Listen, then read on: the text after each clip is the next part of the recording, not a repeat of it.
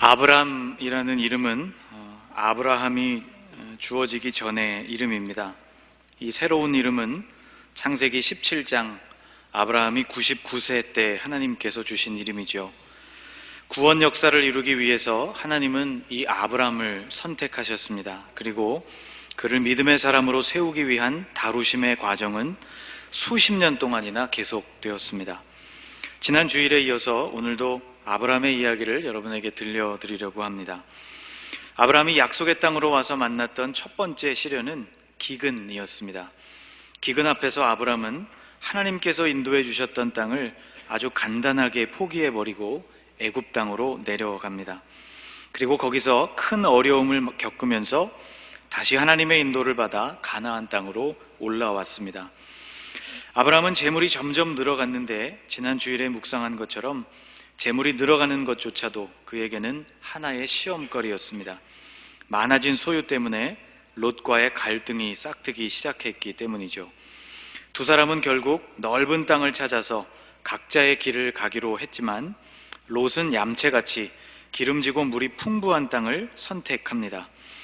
선택권을 조카에게 주었기 때문에 어쩔 수 없이 서쪽 메마른 땅에 머물게 된 아브라함이었지만 결과적으로는 하나님을 더 의지하고 붙들 수 있는 계기가 되었습니다.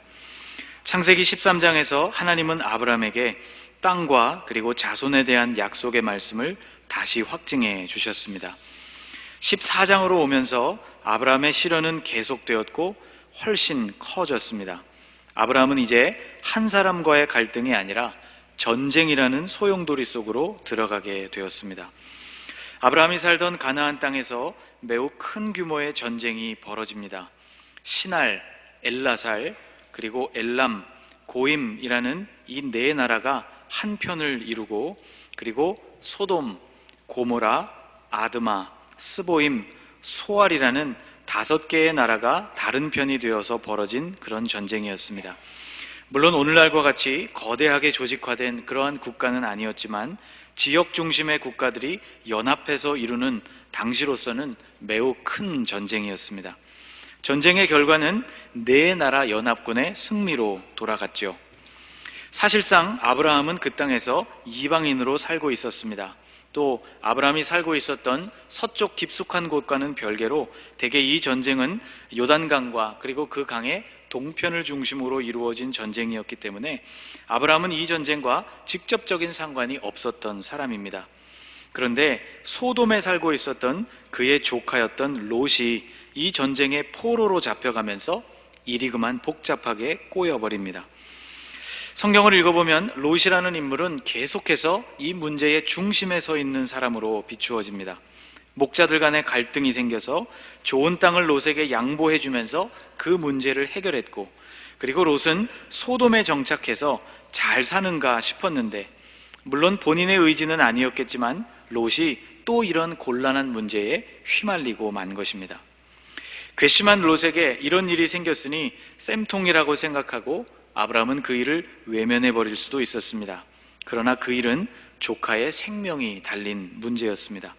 아브라함은 롯이 잡혀갔다는 소식을 듣고 지체 없이 그를 구하러 길을 떠납니다.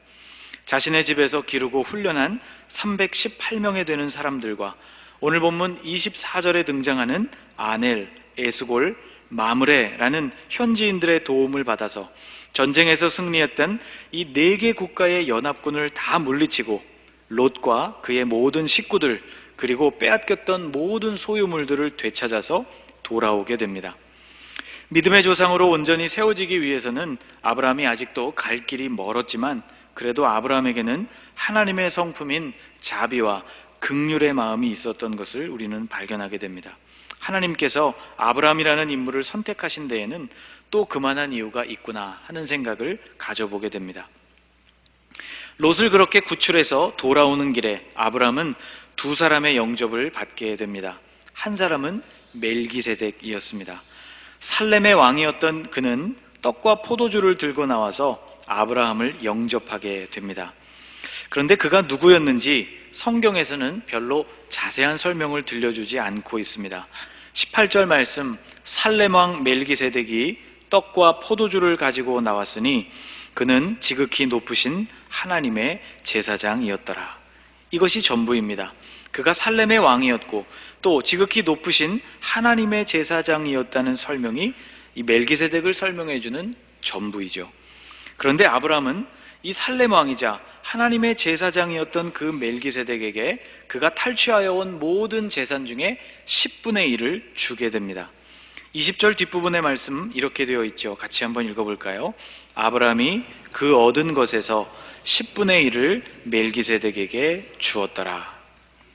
여러분, 이 일은 별것 아닌 것처럼 우리 눈에 보이지만 사실 아주 곰곰이 생각을 해봐야 할 문제입니다.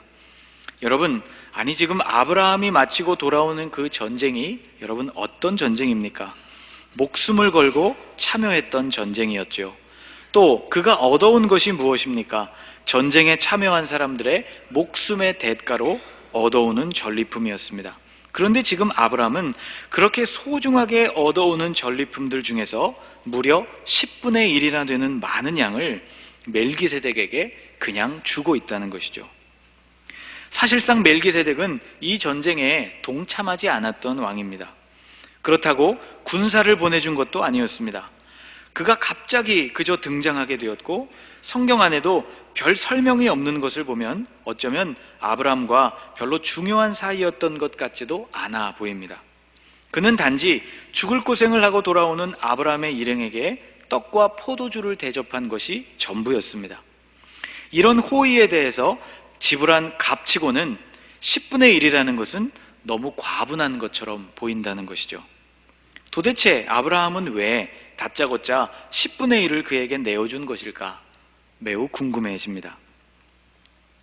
본문을 가만히 살펴보면 멜기세덱이라는 인물은 떡과 포도주를 내어서 아브라함 일행을 대접한 후에 아브라함을 축복했습니다. 그 축복의 내용이 19절과 20절 말씀입니다. 우리 한번 같이 읽어보겠습니다. 그가 아브라함에게 축복하여 이르되 천지의 주제이시오 지극히 높으신 하나님이여 아브라함에게 복을 주옵소서. 너희 대적을 내 손에 붙이신 지극히 높으신 하나님을 찬송할지로다 하매 아브라함이 그 얻은 것에서 10분의 1을 멜기세덱에게 주었더라. 이 축복은 두 부분으로 되어 있습니다. 첫 번째 부분인 19절 말씀은 아브라함에게 복을 주옵소서라고 기원하고 있는 말 그대로 축복입니다. 그리고 20절은 그 모든 대적들을 아브라함의 손에 붙이신 분이 바로 지극히 높으신 그 하나님이심을 찬송하고 있는 그러한 찬송의 부분입니다. 아브라함은 바로 이 대목에서 그의 마음이 움직였던 것 같습니다. 아브라함의 마음에는 이런 깨달음이 왔던 것이죠. 아, 그렇지. 이 승리는 내 힘으로 얻은 것이 아니로구나. 지극히 높으신 하나님, 천지의 주제, 하늘과 땅을 주관하시는 그분께서 대적들을 나의 손에 붙여주셨기 때문에 가능했던 승리로구나 하는 깨달음이 아브라함의 마음에 왔던 것입니다. 여러분 한번 생각해 보십시오. 집에서 훈련받은 겨우 318명 정도 되는 사람들을 데리고 4개 나라의 연합군과 싸워서 승리했다는 사실은 아무리 생각을 해보아도 이것은 운이 아니었습니다. 더더군다나 아브라함의 실력도 아니었죠. 하나님의 도우심이 아니고서는 절대로 불가능한 일이었습니다. 아브라함은 이 멜기세덱의 축복과 그리고 하나님을 향해 올려드리는 찬송의 내용을 듣고는 중요한 깨달음을 얻었던 것이죠. 그리고는 망설임 없이 그렇게 놀라운 깨달음을 얻게 해준 멜기세덱에게 10분의 1을 내어주었던 것입니다. 이 2절 말씀을 다시 보면 그 중간에 하메라는 말이 등장합니다. 너희 대적을 내 손에 붙이신 지극히 높으신 하나님을 찬송할지로다 하메 아브라함이 그 얻은 것에서 10분의 1을 멜기세덱에게 주었더라.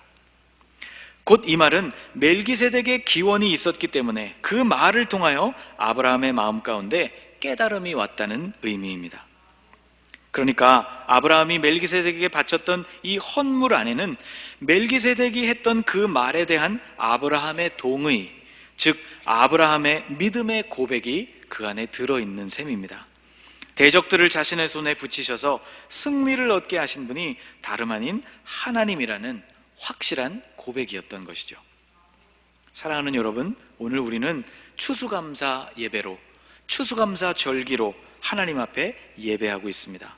오늘 여러분과 제가 드리는 이 추수감사 예배와 그리고 여러분이 드리게 될 예물에도 이런 믿음의 고백을 담으실 수 있기를 간절히 축복합니다. 돌아오는 아브라함을 나와서 영접한 사람은 멜기세덱뿐만이 아니었습니다. 다른 한 사람은 소돔 왕이었습니다. 놀랍게도 그는 소돔 왕이었습니다.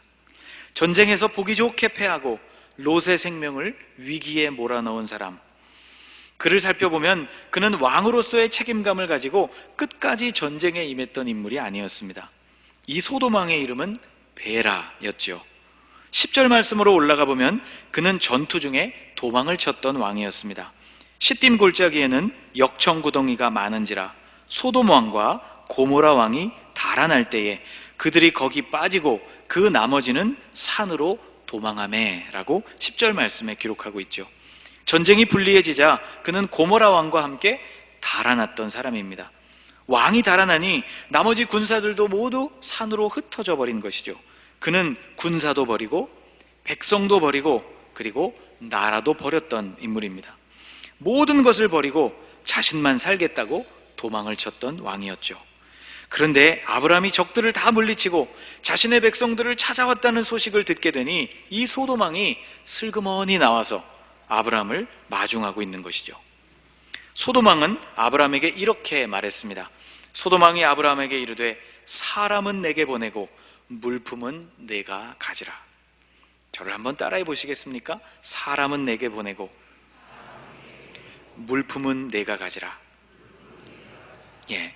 되찾아온 물건들, 곧 소돔에서부터 빼앗겼던 그 진귀한 재산들은 되찾아온 아브라함의 소유로 가져도 좋다는 말이었습니다. 어찌 보면 도망친 왕치고는 제법 양심이 있어 보이죠. 물건은 가지고 사람만 받겠다는 말이기 때문입니다. 그런데 이 말을 가만히 더 생각해 보면 이 제안은 사실 아주 괘씸한 제안입니다. 전쟁에서 도망치고 아브라함 덕에 백성을 되찾게 된 사람이 이제서야 나타나서는 선심을 쓰듯이 자, 물건은 내가 가지라고 말하고 있기 때문이죠. 사실 전쟁에서 이기게 되면 모든 것이 승자의 소유가 되는 것이 당시의 관례였습니다. 사람을 되돌려 줄지 말지도 아브라함의 권한이었다는 것이죠. 무엇은 주고 무엇은 가지라고 하는 것 자체가 분수를 넘어서는 행동이었다는 것입니다. 그런데 이렇게 예에 맞지 않는 엉뚱한 말을 들었던 아브라함은 놀랍게도 또 한 번 이해하기 어려운 행동을 하게 됩니다. 아브라함은 소돔 왕이 요구했던 사람뿐만 아니라 그 물품조차도 취하지 않았던 것이죠. 23절에 아브라함이 이렇게 고백합니다. 내게 속한 것은 실 한 오락이나 들매끈 한 가닥도 내가 가지지 아니하리라. 여러분, 이건 또 무슨 말일까요? 되찾아온 소돔의 사람들을 돌려보내줄 뿐만 아니라 그 재산까지도 하나도 갖지 않겠다니 말이죠. 아브라함은 그 이유를 이렇게 설명합니다. 내 말이 내가 아브라함으로 치부하게 하였다 할까 하여 내게 속한 것은 실 한 오락이나 들매끈 한 가닥도 내가 가지지 아니하리라. 이후에 소돔 왕이 소문을 내기를 오늘날 아브라함이 저렇게 부요해진 이유는 다 내가 그에게 소돔의 모든 재산을 양보했기 때문이라고 그렇게 말할 수도 있었는데 아브라함은 훗날 소돔 왕이 그런 말을 아예 하지 못하도록 애초부터 싹을 잘라버린 것이었습니다. 겉으로만 본다면 이것은 아브라함의 자존심의 문제인 것처럼 보입니다. 그런데 그 속을 가만히 들여다보면 아브라함은 지금 자신을 부욕해 하시는 그 능력이 어디에서부터 오는지를 당당하게 고백하고 있음을 발견하게 됩니다. 23절 전에 아브라함은 22절에서 먼저 이렇게 고백을 했습니다. 아브라함이 소돔 왕에게 이르되 천지의 주제이시오 지극히 높으신 하나님 여호와께 내가 손을 들어 맹세하노니. 저를 한번 따라 읽어보시겠습니까? 천지의 주제이시오 지극히 높으신 하나님 여호와께 내가 손을 들어 맹세하노니. 아멘. 여러분, 아브라함은 지금 천지의 주제, 지극히 높으신 하나님 여호와, 그분 앞에서 이 맹세를 하고 있다는 점을 우리는 주목해야 합니다. 아브라함은 지금 전쟁에서 그가 승리를 얻은 것도, 그리고 앞으로 자신이 부요해질 것도, 그리고 거대한 민족을 이루게 될 것도 오직 하나님의 은혜로 가능하다는 것을 고백하고 있는 것입니다. 멜기세덱의 축복을 통하여서 방금 깨달은 바, 즉 그 승리는 천지의 주제이시고 지극히 높으신 하나님께서 나에게 주신 것이라는 믿음의 고백을 소돔 왕의 앞에서도 하고 있는 것이죠. 아브라함은 자신이 점점 강하고 영향력 있는 사람이 되고 있었던 그 이유가 하나님께서 자신에게 하신 약속을 이루어가고 계셨기 때문이라는 것을 절실히 깨달아가고 있었습니다.